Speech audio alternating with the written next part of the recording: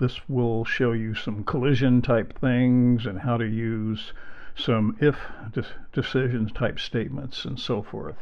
So get into Scratch like you've done before, scratch.mit.edu, and hit the create button or create tab, and you probably should be logged in by now. I'm logged in over here. And okay, so let's start. First of all, we have this cat. As you know, I'm not a fan of the size, so the first thing I'm going to do is make this cat smaller. And I think what we'll do is let's just put it at 40%. So where are we? Looks, here we go. Looks, set size to 40%. Okay, I'll put 40 here. And look, you know how to do this now, so we always start with an event block, and let's just run this with the arrow, with the green flag. And so click on the green flag, and what do we have? We have a small cat, which is what we want. Now I want you to get another sprite. So let's go into the sprite, and let's look under things. Well, you don't have to. Look at balloon. Let's grab the balloon. And okay, we will put the balloon. Now all of a sudden we got a balloon. Now one thing I didn't specifically mention, but you probably noticed on your own, is that each sprite has a script, which is what you make over here with all these blocks, and it also has a costume. Now interesting, the balloon comes with 3 costumes. It just happens to be that the third one's the one they show by default. The other thing is that each sprite has sounds. Now you can get lots of sounds. In fact, if you want some fun, you know, click on car passing. How about that one?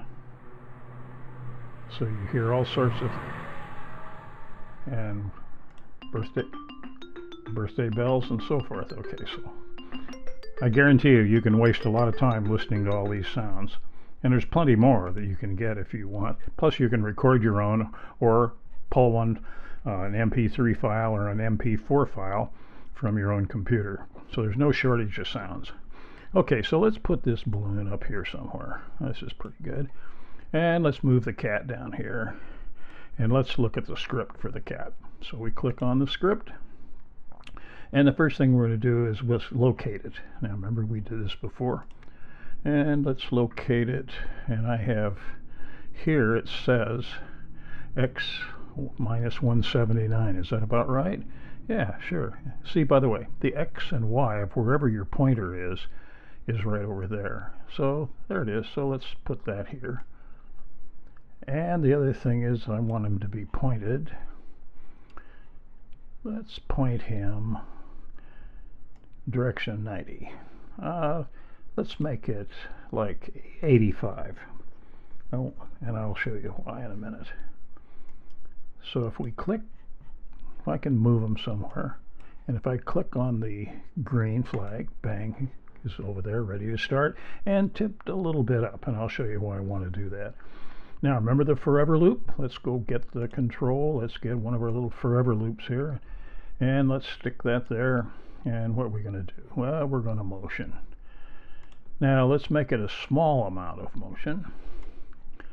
Let's make it, instead of 10, let's make it like 4.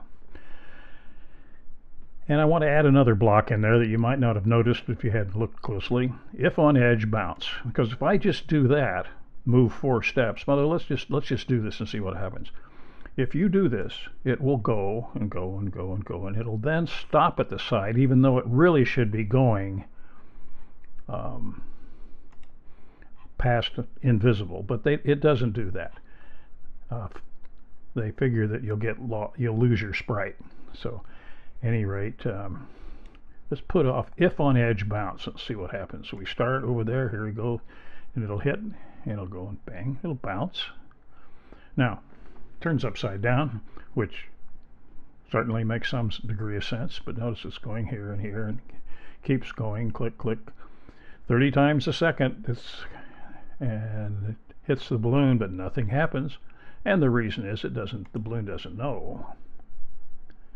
that it touched it. In fact, is there a script for the balloon? No. We will write one pretty soon.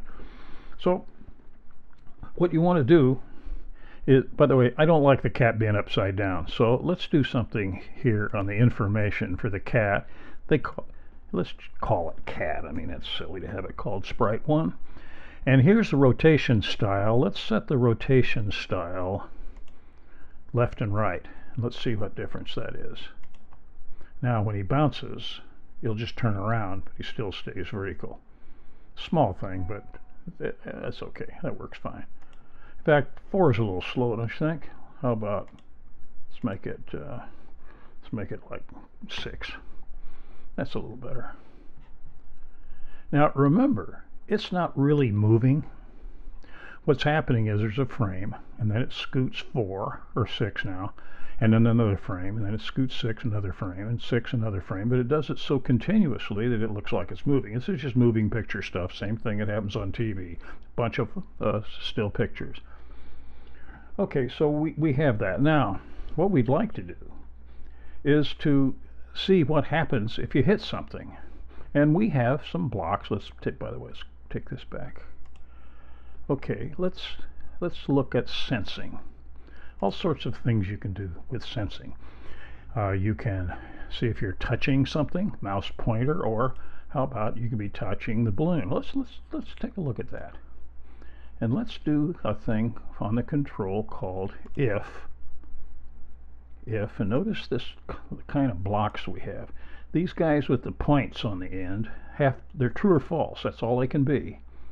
So what you want to do is we want to look in here and see if we're touching the balloon. What do we want to do? Well, maybe we want to play a sound, okay? How about that? We got a sound for the cat? Let's see if one's already there. Yeah, we got a meow. That's fine. Okay, we'll do that for now. Back to the script. And we will now say sounds. Look and see what we've got here. We can play the sound meow. Okay, so let's just stick it here.